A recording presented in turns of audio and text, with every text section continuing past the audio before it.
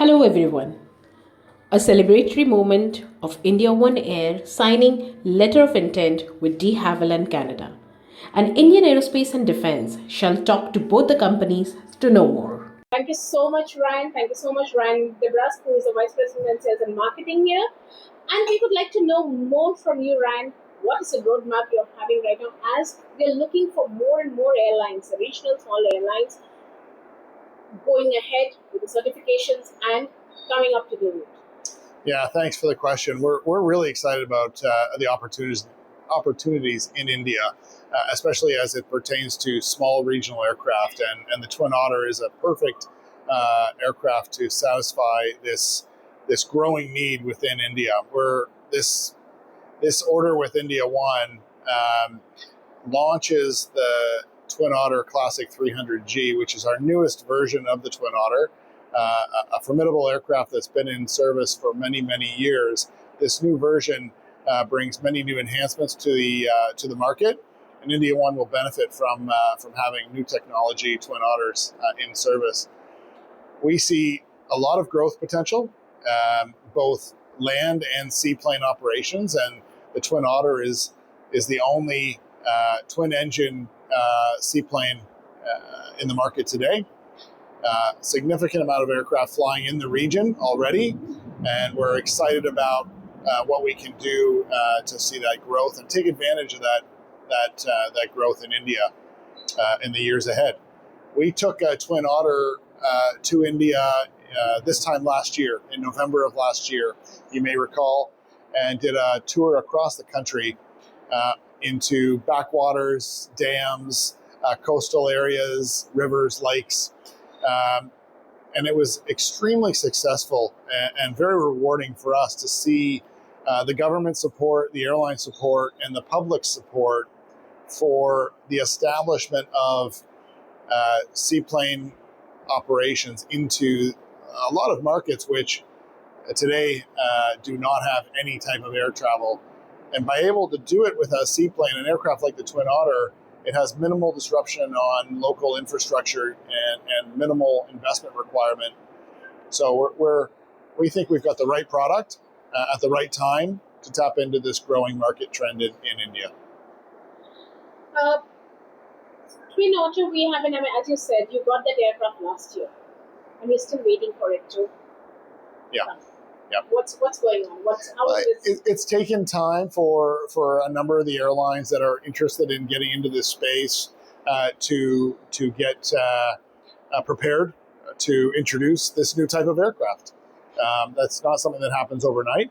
We've been working with a number of them to source aircraft to get started initially, and then like with this order with IndiaOne and this new partnership. To prepare for the future with new aircraft deliveries to come. But these things take time.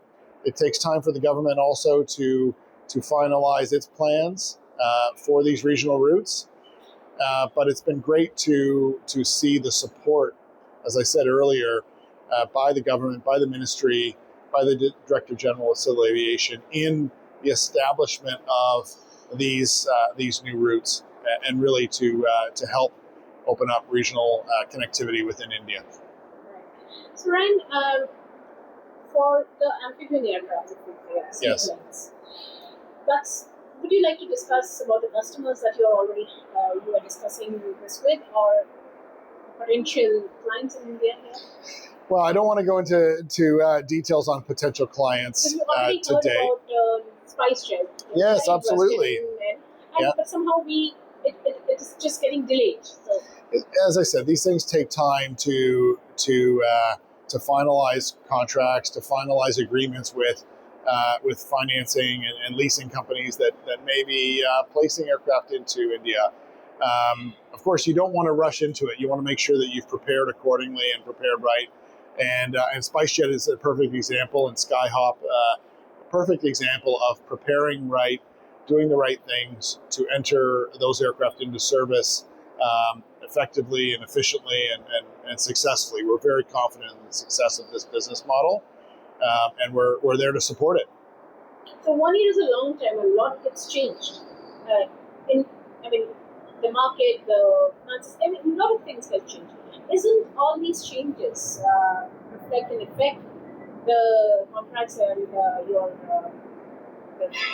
timeline in the future? I think it's only made it even clearer the need in the market, and during the time since we brought the aircraft to India, and that was really done as a demonstration tour to showcase the potential of the aircraft.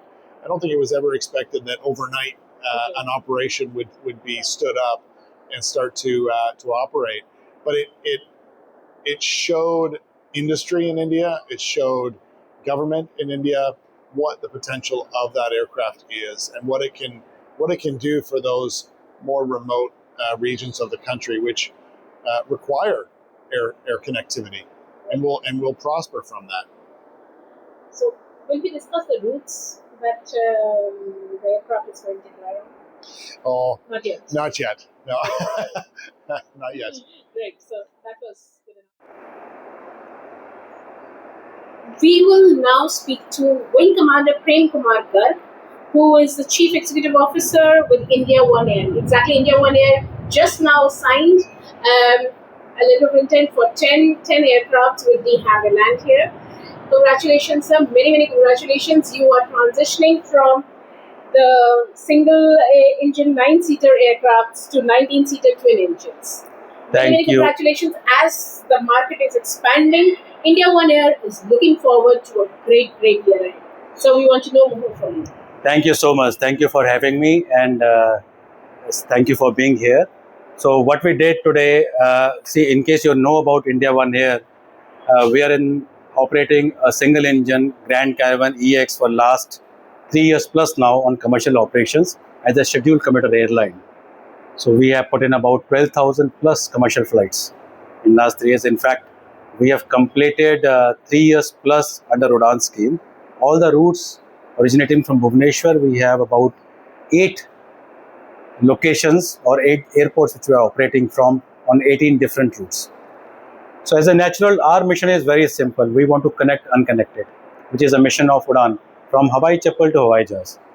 So it gives us immense pleasure once we see people from places like Jaipur, in Odisha, Utkela, Kuch Bihar, Jamshedpur, boarding our flights, which otherwise used to take anywhere between 8 to 12 hours to get into the nearest, say, tier 2 or tier 1 cities like Bhubaneswar, Visakhapatnam, Calcutta, just about less than 1.5 hours of travel.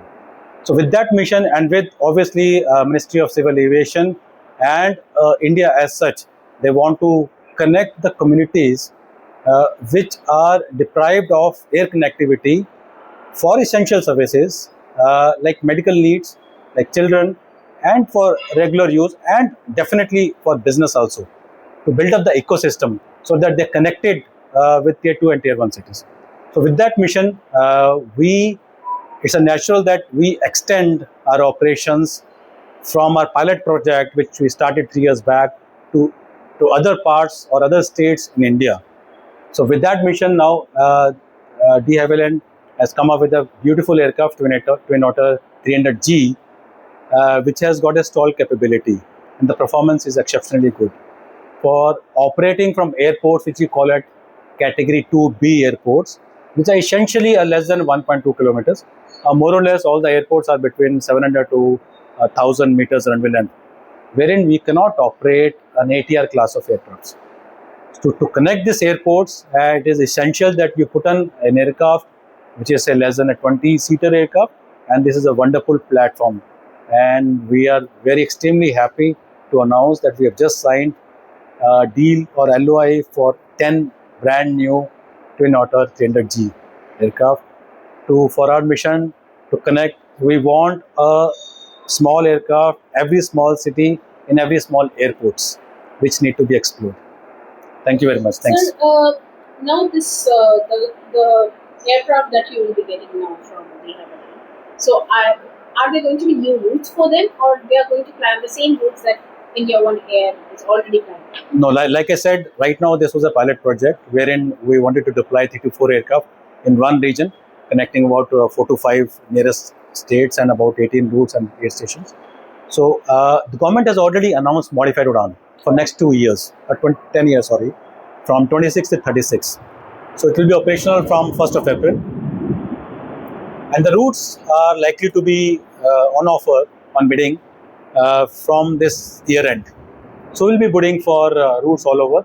And on the same concept, we want to deploy 3 to 4 aircrafts per region, per hub, we call it, and make it a viable, connecting about, say, 8-9 stations around to make it a viable operation. Next question. 9-seater and 19-seater. You will have more passengers. You will require more staff. You will require more pilots. That's correct. How do you look to it? Yeah. So, see, every pilot, I'll talk about some pilots first, and obviously all the licensed staff, they want to grow from, say, fresher to a narrow body to a wide body, right? It's a natural progression. So we are giving a platform to them wherein we nurture these freshers, train them on the smaller aircraft, and naturally give them the opportunity to grow to wherever their aspirations are there. So we have about 150 trained people over here, which includes pilots, engineers, as well as security and other certified staffs region.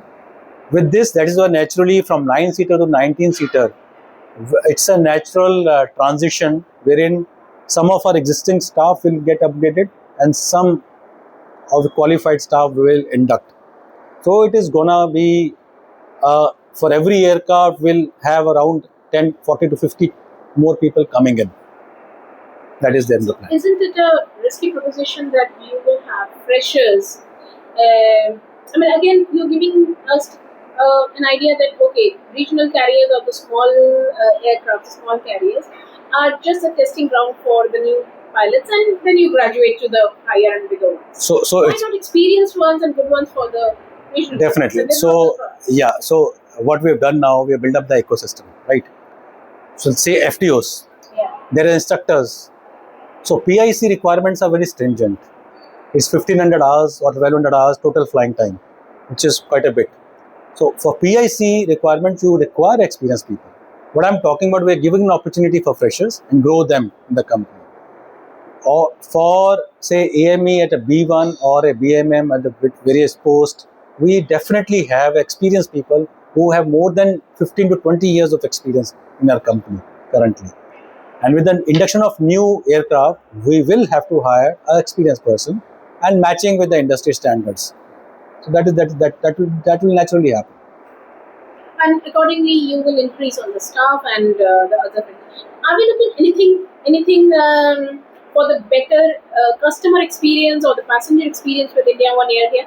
Yeah, definitely. So right now we're doing a level best. We incidentally put it on I have record. been a customer, so I can vouch on it. Yeah, I have really we didn't have any complaints or any major complaints with us. With ultra low cost carrier, with that also we are able to greet people well, give them a good service as far as our airline is concerned, and we'll extend the same thing. So 9 to 19 seater is only the increase in the capacity of the aircraft, so that more people can travel. But the experience remains same. The ethics of the company remains same. I have one question because I personally experienced it. The regional airlines that you have been flying, the IndiaOne have been flying, it has always been case that if the weather is not good, the flight might get cancelled. And it can be all of a sudden. Like, I flew from a region, the flight can cancel any moment. You never know. The rains will start coming up in the morning and the flight will get cancelled. With this transition, will that help? Because that is another a thing that passengers hate, getting the flight cancellations at the last moment. So no airline, whether it is Indigo, Air India or us, they cancel flights because they want to cancel it. Of course. It is because of weather. Yes. And there are very, very laid down stringent rules for all category of aircraft, for all. It is not only the machine, it is a pilot category as well as for the infrastructure in the ground. Like for, say, we are Cat 1 capable aircraft, So ILS approaches in Calcutta, Airbus or whether us will have the same criteria for landing. So in case somebody Indigo is cancelling, we will also have to cancel. Where we go advanced technologies of minimas of or weather criteria, then obviously the better this thing is there.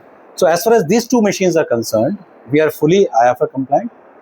We have a category or a Cat A approaches. So it's a fair this thing. Cancellation doesn't happen. Cancellation is just a one. phase. I can say one glitch. I can say one just small glitch, but it's all about the customer experience. Yeah, that's experience correct. At the end of yes, it, yes, correct. So, and somebody going for just tourism purpose and a whole day waste makes some really. So it is not. I would say it is not a airline dependent. So some things are we have to obviously safety has to be paramount, and we have to follow all the regulations. So it is not that IndiaOne Air or Indigo or No, Air but India. This transition of aircraft is a very small aircraft, and the Twin Otter is better. Will that help in? So technology wise, even the Cessna has got all the avionics, Yes. which even Twin Otter or say ATR class of aircraft are there. So we are at the par. Great. Thank you so much, sir, and we look forward to have this expansion going on, and of course to see you at Wings as well. Thank you so much. Thank you so much for your time. Thank you.